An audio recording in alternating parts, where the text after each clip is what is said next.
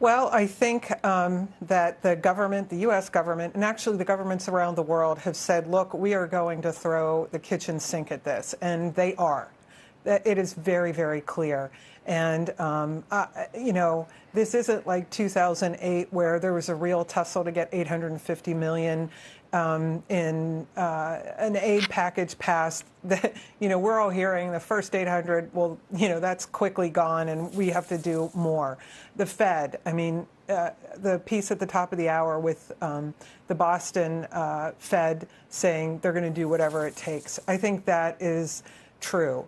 The thing is how long is this going to last? And none of us know, none of us. But I think it's pretty clear that support is going to be there. They don't want to have people wandering around with nothing to eat and nowhere, getting kicked out of their houses.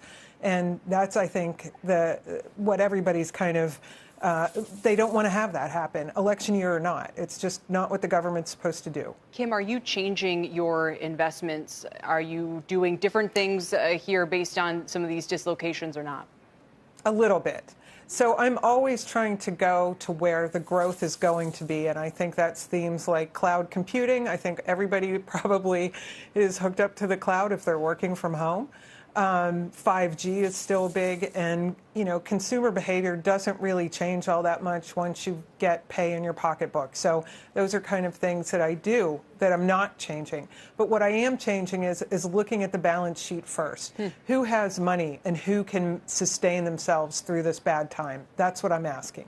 Okay, and again, I'm sure many companies thought they were in decent shape until being hit with a real sudden stop like this. Speaking of which, Nisha, let me bring you in because there's a ton of concern about state and local budgets. Everything from stadium financing because you've had sports events canceled to, quite simply how people are going to compensate for all the different parts of the economy that are shut down. Muni bonds are trading terribly. Relatively speaking, the yields are still pretty low on an absolute basis. I mentioned off the top, we've had people speculating about whether the Federal Reserve is going to buy munis as part of its asset buying program. What would you say to investors in that asset class right now? Yeah, so even a relatively higher grade asset class credit quality wise, right? You still have a lot of cities and towns that are highly rated, haven't been immune from this. It really is kind of a liquidity crisis. So as you're seeing a lot of investors fleeing out of most other asset classes, we're seeing it be no different. However, what we are seeing now is if you take a step back, is you're seeing muni yields, north of 100 basis points higher in a matter of 2 weeks. And so I think if you have an active manager that is doing the appropriate due diligence, that is being more conservative on the credit side, you almost want to look at this as an opportunity to even kind of leg in here, given that you can have taxable equivalent yields of north of 3.5% in kind of that 10-year part of the curve. Nisha, do you think that people will basically be able to get exposure to any part of the muni universe and benefit from a federal government backstop? Or are there going to be winners and losers where they say, we're not going to support the stadium financing project, but we are going to support, the general bond or something?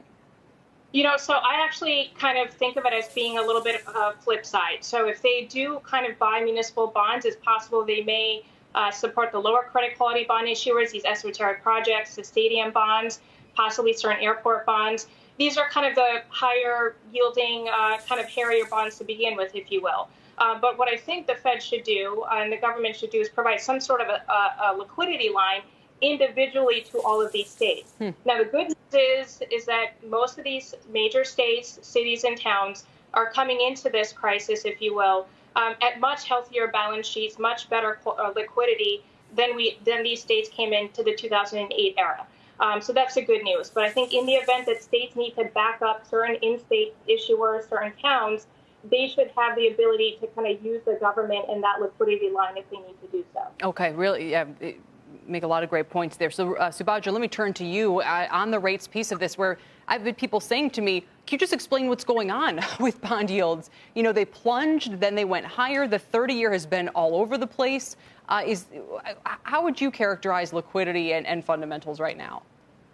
So I never thought I would say this, but it's the lack of liquidity in the Treasury market. The largest, the most liquid bond market is experiencing a dearth of liquidity. Who would have thought? There's also a lot of other dynamics that are going on. Position unwind, so people are liquidating treasuries and bonds to hold cash.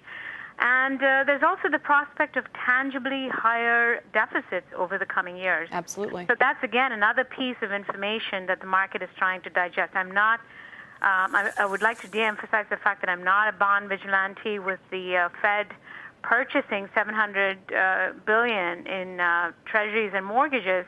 That should keep interest rates low. But, that's definitely a consideration as well in the markets. And lastly, it's also people working from home. I mean, there's just information asymmetry, if you ask me, and there's just not the same level of involvement. Dealer balance sheets are extraordinarily constrained, and people are trying to work around these issues. So just to put a point on it, then you have, when people think about deficits, they think a lot more Treasury supply is coming. We've had rumors about, 20 and 50-year debt again today being issued. So you have people thinking a lot more supply is coming. Are they worried about inflation? I mean, are we seeing that as a concern, too, or is it more just the general liquidity and supply problems? No, there's actually no concern over inflation because of the sharp drop in oil prices. What we've seen is real yields have risen very sharply, and inflation expectations have declined almost to the same levels or close to the levels we saw during the crisis. So we're looking at inflation expectations cratering and the bond market, starting to price in the potential for more supply. And that's one of the reasons, and Kelly, you hit the nail on the head, is the reason why I don't think that yields will continue to rise because of the additional supply, because it's not an inflation story. Got it. This is more of a near-term dislocation in the market. All right. Well, we thank you all very much for joining me today. Subadra, Rajappa, Nisha Patel, and Kim Forrest.